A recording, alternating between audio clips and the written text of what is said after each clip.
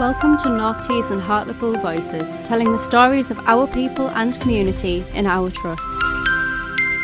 Hi guys, we're just here today to speak a bit about our role on the Ward 41, the stroke ward. My name's Laura. And my name's David. And we're both psychologists that work into the stroke service. So today we're just going to have a bit of a general conversation from our experience of seeing and supporting patients on the ward following having a stroke, and just thinking about how difficult that can be for patients, and also just to bring an awareness really to the mental health aspects of having physical illness, and in particular having a stroke. So I don't know if you want to start, David, but what kind of comes to your mind, do you think, when you've seen patients on the ward who've just recently had a stroke? I think what comes to mind initially is that there's a process of shock. And it's really hard, I think, for people to sometimes accept what has happened to them. And it brings with it a lot of feelings of loss of independence, questions about stroke, questions about when they'll be able to go home. And it is a process of adjustment. Yeah, I think you're right. I think for a lot of people, and some people will do well and they'll adjust naturally over time. I think when someone's first had a stroke, it just comes as a massive surprise. I think that's what a lot of people have told me. They've said to me, you know what, I never thought I'd have a stroke. I didn't think it would happen to me. Some people have said I didn't even realise I was having a stroke when I was having a stroke. So maybe I deferred getting help and treatment. And then to turn up in hospital, there's, I guess, quite a lot of just shock and surprise really about what I've had a stroke and what a stroke means. And I think that's one of the things that's really difficult about being on the ward. I think some people on the ward are very unwell when they've had a stroke, and they've got everything that people might think about when someone's had a stroke. They might not be able to move, they might not be able to speak, and might not be able to function very well. And I think on the whole in society, that's the image that we have of people that have had a stroke, that it's older people that become very frail and they can't do a right lot. And I think actually that's not the reality. I think when people have a stroke, there's so many people on the ward that are working age adults that are young, that yes, they have some difficulties from having a stroke. So they might have some difficulty with their speech, with their vision, with their balance. They might have some weakness in one of their arms and legs. Some people might not be able to move, some people might be able to move, but actually they're pretty well functioning after having a stroke. And that comes as quite a surprise to people then, being this young person, that they've had a stroke, or maybe they don't have some of the obvious complications with having a stroke after. I don't know what your thoughts on that are, David. I agree with that, Laura. I think, in my experience over the last 6 months, we've seen people across the lifespan. I've seen people in their 20s, 30s, up to the 90s. So it isn't limited. And I agree with what you were saying about, we have this image, this idea as a society that stroke only affects people of old age, and that is patently untrue. And I think sometimes that can be really difficult when you're a younger person or a working age adult person on the ward. And I think it goes to what you were saying earlier, you see the full spectrum of stroke on the ward as well, which can be quite distressing. So you might, depending on what type of stroke you've had, you might see someone who's been really affected by it. And I guess one of the things that I talk about with patients is to not make those comparisons. Sometimes it can be unhelpful to make comparisons between the stroke that you've had and the stroke that someone else has had. Yeah, I think you're right. I think sometimes the patients can get into that state, can't they, comparing themselves to others. With that comes anxiety and concern about, well, why am I okay? Why are they not okay? Will that be me? Will I have another stroke and end up like that? I think you get a lot of worry, don't you, about what that means. Will they have more strokes? But I think there's also the other side of that, where they really start to worry and then almost feel guilty that they're not that impaired. And that can impact on people. And I guess that's a theme that we've seen maybe more towards the community when people are going home. Yes. That they're saying, you know what, am I a fraud?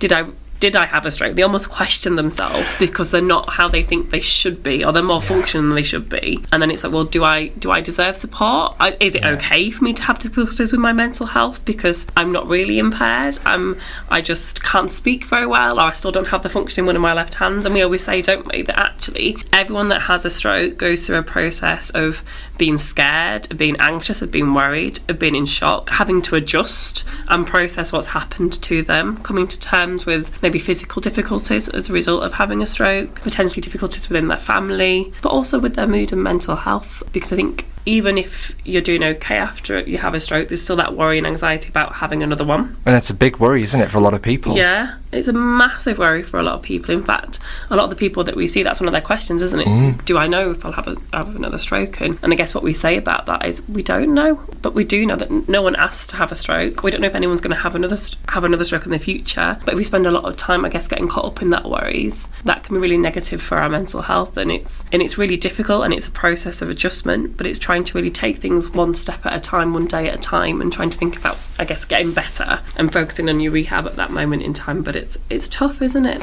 Those comparisons.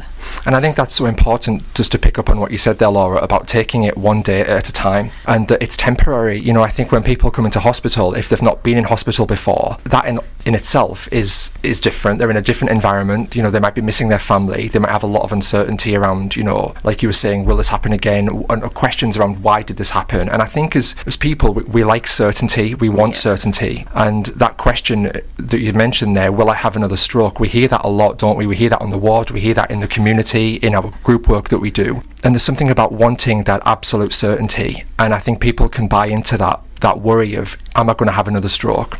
And it can have a really detrimental impact on their well-being. It really can, but it's all an effort, isn't it? Yeah. To try and feel safe, and to try and prevent something else from happening. And it's hard to accept that some of the time we don't have control over these things. Yeah. But I guess what you picked up on there as well, David, isn't it, is that sometimes people can get into this state of blaming themselves for having a stroke as well. And sometimes you have to work with that and say, you know what, we don't always know 100% why people have strokes. There are certain risk factors. There might be certain things about your diet and exercise that might have increased it, but we don't know because everyone's different. So some people might smoke and drink and never have a stroke, and someone might never drink anything in their life and yet have a stroke. Yeah. So I guess it's all about interactions, isn't it, between your body, and we try to move away, don't we, from kind of working out why someone's had a stroke because no one asked for it, to just think about, well, what can we do now to look after you? I think that mirrors a lot of my experience on the ward, Laura, as well. Sometimes when I've met people, the question of why I ever had a stroke, they can be very self-blaming. You know, they can say I've smoked or I've drank, or it's because of my weight, or it's because I've been stressed, and they internalise that problem and they attribute it to something that they've done. And I think it's really important to try and step away from that mindset, because the blame, you know, like you were saying, it's not clear why necessarily the cause are, and individual differences will always be present, as is with any condition. And I think it goes to that process of adjustment as well, doesn't it? Of wanting the certainty of why has this happened to me. And I think that's a natural process for everyone to go through. And that's what I say to everyone that I meet on the ward, is that it's a process of adjustment. And in fact, a lot of the patients that I do see will tell me that they've started to adjust themselves. So I think often we will see someone maybe a week after the referral's gone in, and what I will get told is they were feeling really low, they were really upset, they were feeling quite anxious when they were initially on the ward, but now they've been on the ward a week, you know what, they're feeling better, and they're telling me that they're feeling better because they're seeing their family, they're coming to visit, they're starting to understand what's happened to them, they've started to engage in physio, in speech therapy, they're starting to see progress. And so actually that initial shock, that initial distress is starting to lift. And for a lot of people, this happens naturally, doesn't it, David? Yes. Quite often the people on the ward don't need a lot of input from us. It's just about helping them to understand that it's okay to feel distressed and anxious after a stroke. Something big has happened to you, something scary has happened to you. Of course you're going to feel upset, anxious and worried. It goes to what we were saying earlier, doesn't it, about normalising distress, that it is normal. And I think, you know, there's a tendency, I wonder sometimes, about pathologising distress and seeing it as being something that needs specialist input. To pick up on what you were saying, Laura, sometimes we do see people a week after the referrals come in, and, you know, once I've seen them, they've said, like, actually, yeah, a week ago when I was speaking with a consultant, I was really distressed, but actually I've talked about I've got a plan for going home, the physios have already noticed an improvement in my mobility, or my speech is getting better, and once they can see those incremental increases, those gains on a day-by-day basis, or somebody feeding back to them, you know, I can see that you've made this improvement, I think it has a huge impact on their well-being. I think that just that period of time to just make sense of and process what has happened to them is so important. Oh, definitely. And I think getting that feedback and getting that improvement in physio and speech therapy really motivates them as well to continue to do well. I think the only downside to that sometimes, one of the difficulties though, is that if there then becomes any delay or I guess people aren't making as good a progress in physiotherapy and speech therapy as they would like. So I think then when maybe they've initially started to make progress on the ward and then they're starting to struggle, they can get quite frustrated because they start then to worry about what life might be going forward. They might start to then blame themselves as well. So I think one of the things that I've noticed when I have met patients on the ward and they've not kind of made that natural adjustment, or they've made that a natural adjustment to feeling a bit brighter and then they're starting to struggle again, is when they're getting frustrated with themselves. And I think when people have had a stroke as well, what's really difficult is sometimes, obviously you can see some of the physical impact when you can't move and you're having difficulty with your speech, but you forget that it's your brain that's hurt because you can't see your brain. And everyone's used to their brain kind of doing what they want when they want. So thinking for them, making sure that they're breathing, walking, talking, all the rest of it. But then when their brain's not allowing them to do something because it's damaged, they start to blame themselves. So quite often I spend a lot of time with patients then really reinforcing the fact that you've had a stroke, your brain is hurt, you have a hurt brain. It's not you that's struggling because they start to feel like a failure. It's the fact that your brain's hurt. And we then try to compare it and think about, well, if you had a broken leg and could see that your leg was broken, would you get angry and frustrated with yourself if you couldn't walk? If you couldn't get yourself out of bed? Probably not. You'd probably be much more kind to yourself and understanding. You might be more likely to ask for help. And it's the same thing, but because you can't see that your brain's hurt, particularly if the rest of you is quite well functioning, and maybe you can do everything else that you want to do, but your brain's not letting you think straight or getting your words jumbled, you can get really frustrated. And it's just reminding yourself when you're on the ward, I think. I don't know if it's the same when you've seen patients, David, as, you know what, it's not you. You've got a hurt brain. Be kind to yourself. And I've used that exact same analogy, Laura, you know, that if you've got a visible, you know, difficulty, like, you know, a broken leg, you know, it's visible, it's easily observable, and you wouldn't expect to climb a ladder, you wouldn't expect to run a marathon, but we can't see the damage to our brain. So when you know, if you've got difficulty with your speech, or difficulty with mobility, or difficulty with coordination, it's not easy to observe where that's coming from or why that is. So it builds a lot of frustration, and I think sometimes people can be very, very self-critical, and I think that's sometimes one of the things that I see in people that's been on the ward, and I wonder if that's your experience as well, Laura, that can be really critical about. And I think it comes back as well to what you were saying earlier, Laura, about the idea of feeling like a fraud.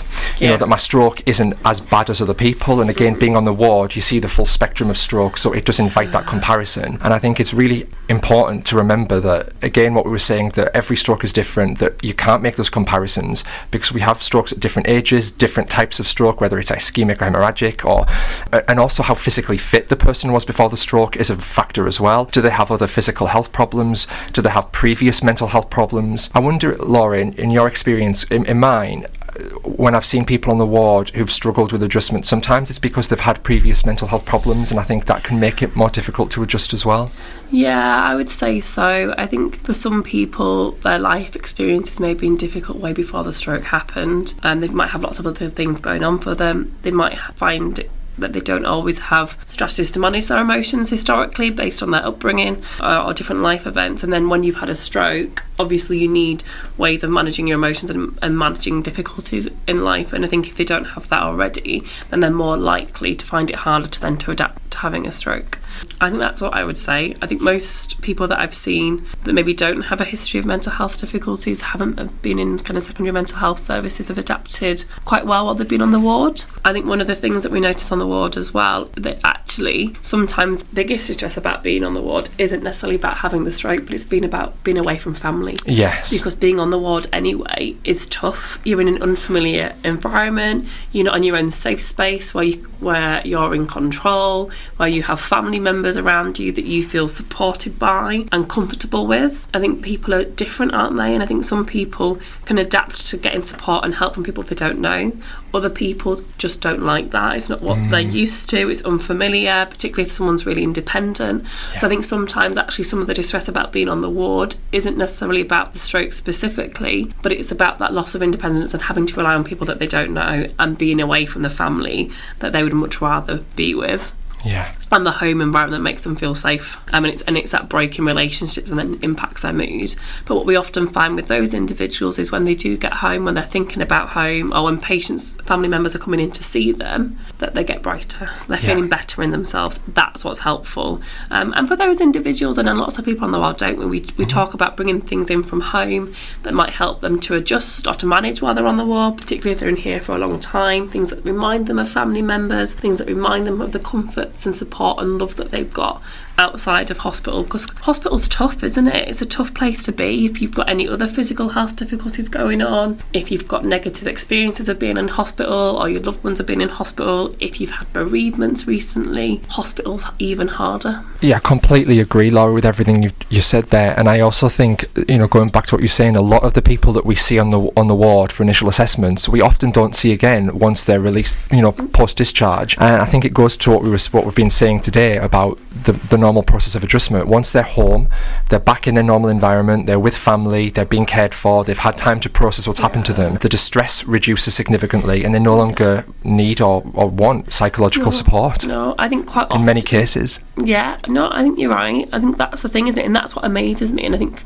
humans always amaze me, just how resilient and adaptive we are, really, as a species. And people do remarkably well without our support. It's just the odd case, isn't it, where they've maybe got a delay in physio on the ward, things haven't gone quite to plan, they maybe have underlying kind of mental health difficulties where we've had to do more with them while they've been in hospital. And I think when people get discharged home, quite often people do really well for a period of time. I think sometimes that changes if maybe, as I said earlier, things aren't quite going to plan, they're not getting back to their previous level of functioning, and I think that's when I guess that loss comes in. And I think people forget this quite a lot. So we often think about loss and grief to do with death and people dying, but actually it's just to do with loss in general. And when someone's had a stroke, if they've lost part of what they're able to do, if they've lost some of their functioning, if they can't go back to work, they might not feel like themselves. And I think sometimes it's that grieving process for who they used to be.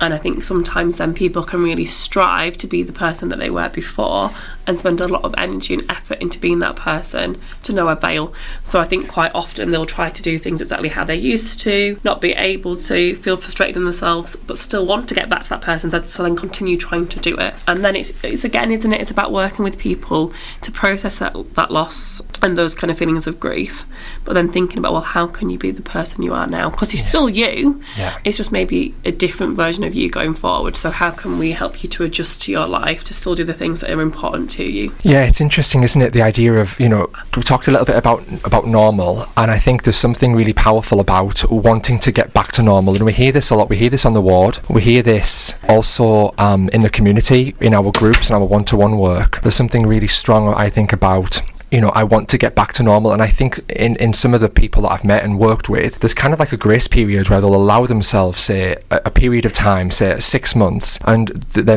notice that they're making progress. But once they get to that 6-month point, sometimes there can be a dip in mental health when people feel that I'm not back to where I thought I was going to be, or at this point in time I thought I would be, in air quotes, back to normal. And once there's a realisation that sets in, I think that there's a new normal, and there's going to be a new sort of equilibrium. I think that is where sometimes people can struggle with their mental health. Real sense, isn't there, of people wanting to be who they were before.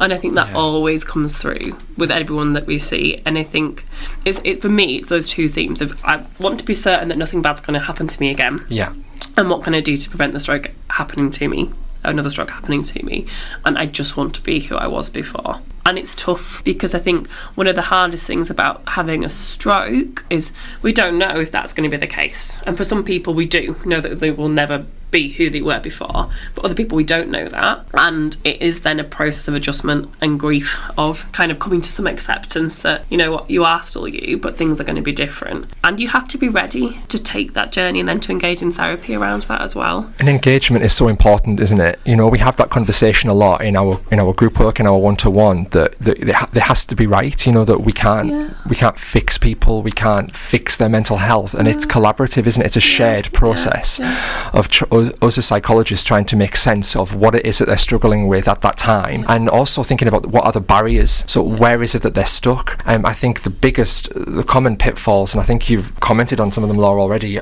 are among things like wanting to get back to normal. I think changing identity, which I think we've touched on, is such a huge thing, isn't it? Especially if you're a working age adult, because part of our job is our identity. Sorry, our job is part of our identity. Whether or not we're a mother, father, son, daughter, friend, partner, we all have different social roles, and sometimes a stroke can challenge or change those roles if you're not able to work, if you're not able to adapt. In my experience, Laura, and I'm curious about yours, sometimes the people who struggle to accept the care and the support are the ones who are themselves carers. So if they've been a parent and they've been used to caring, or if they've been in a job where they're used to caring for people professionally, it can sometimes be harder, I think, for them to accept that support themselves. What's your experience? I think that's bang on, David. I think that's my experience. And I think it comes from a place of it just feeling really uncomfortable. And I think therefore sometimes frightening and scary to give up that role. And I think that might come back to not feeling in control. And I think it's also comes to doubt of, will people be there for me? Because I think their dynamic within relationships has always been, well, I've always looked after other people. Will people really do that for me? Because this is how I know to get my needs met. This is how I know to make sure that I have those relationships and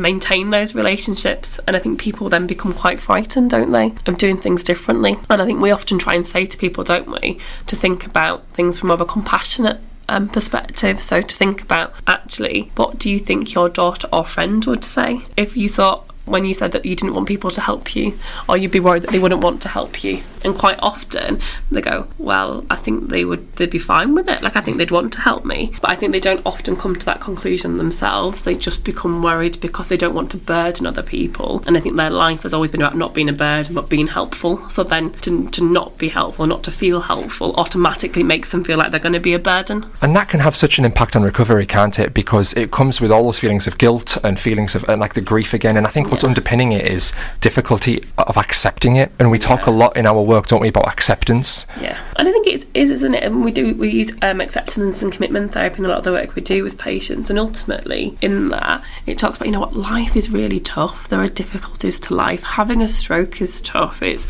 difficult physically. It's difficult emotionally. And it's not to say, and that's what we're saying, really, just to accept that there are difficulties, it's going to be tough, but let's do it together. And I think that's how we work therapeutically, isn't it? We work with people and sit beside them in their difficulties to see what sense we can make of it together and how we might be able to make it feel less overwhelming. But it's about acceptance ultimately when you've had a stroke, and I think that's what's hard because there's no other way around it. And I think it's important to add on the back of that, Laura, as well, is that we see people who make enormous improvements in their mental health, people who do move to that place of a new normal for them, people who are able to connect with the things that they value, and we do see really positive therapeutic gains. I think motivation is important. I think engagement. I think one of the things we spend a lot of time talking about, don't we, especially in our group work, is about tolerating distress, and it's not something to fight, that we all experience negative emotions, we all have difficult thoughts, we all have difficult feelings, and these are not abnormal, they're not bad. Sometimes though we spend a lot of time trying to fight those thoughts and push them away, and that just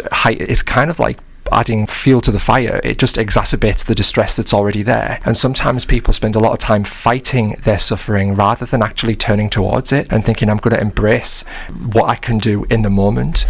Yeah, I think a lot of people, don't they? They spend so much time trying to be who they were before and to get away from any of the suffering or any of the difficulties that they might now have, that they don't acknowledge what time they've got or what are the positives in their life right now and how they could be spending their time a different way. And people, again, this is experience on the ward and in the community. Some people spend a lot of time hiding that they've had a stroke, or not wanting other people to know they've had a stroke, and they might go to great lengths to. So, for example, they might do their shopping in a different town, so they don't bump into people who know them. And again, it's I think underpinning it is the lack of acceptance of what's happened and wanting to be seen as normal. And if somebody I see who knows me knows I've had a stroke, then it's like. And we speak, don't we, speak to them often about, well, what impact does that have on your life? Like, how can you still see your friends? How can you still see family members? How can you still do the things that are important to you if you're not willing to acknowledge that you've had a stroke and you're hiding? Because it's taken away from you everything that's important in your life and everything that you enjoy. And quite often people, when they think about it like that, start to come around to accepting, thinking, actually, by preventing others knowing that I've had a stroke, it's stopping me from doing the other things that I enjoy in life, because I don't want my friend to know I don't see her anymore, or because I don't want another friend or family member to know, or my work to know I don't do this anymore, or they might not engage in hobbies that they like. And it's so important, isn't it, that acceptance really, to be able to move forward. And there's something about being in the now, isn't there? I think people spend a lot of time imagining a future that they haven't lived, and also living in a past that they have lived, but there's very little time sometimes spent in the present moment. And we talk a lot, don't we, about mindfulness and being present in the here and now, because ultimately this is all we have, isn't it? We only have now. We don't have the past because it's gone. We don't have a future because we haven't lived it yet. All we have is here and now. And I think sometimes, and we all do this, whether we've had a stroke or not, we spend a lot of time ruminating about what's happened or what we think is going to happen. And again, we get caught up in these really difficult cycles, don't we? Oh, so easily.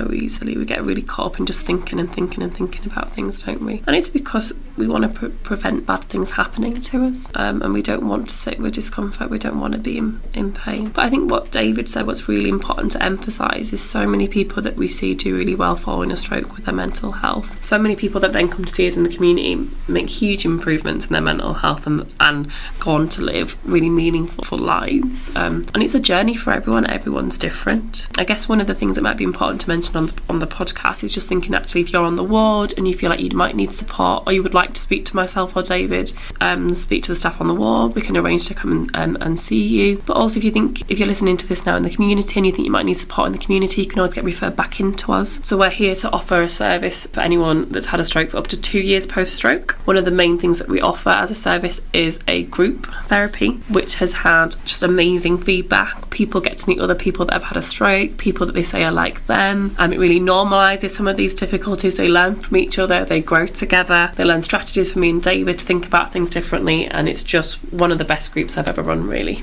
Yeah. So please, if you think you need any kind of support with your mental health, we know that some people do are just okay, but others, they do want that support, and that's okay too. It's valid to need that support. Please just kind of let someone know or get in touch with us directly. Yeah, I would echo that 100%, Laura. Yeah. Is there anything else that you think might be important for them to know, or do you think they've probably got a whistle-top store of everything we've ever done in stroke psychology? I think for me, it's just remembering that yes, a stroke is a physical illness, but it might have an impact on your mental health. It might have an impact on your relationships, and I guess the one thing we've not mentioned is it can also have an impact on your cognition. So what people don't always think about is when your brain's hurt, that impacts your memory and your attention and your understanding, and how quickly your brain can think things through. And that's another thing we offer in the community. We offer neuropsychological assessment to assess in more detail some of the memory or cognitive difficulties that you might be experiencing. So if that's something that you're concerned about, we'd happily accept a referral for that as well. So I hope all of you listening are continuing to do well in your journeys post-stroke, and potentially me or David will see you on the ward in the future.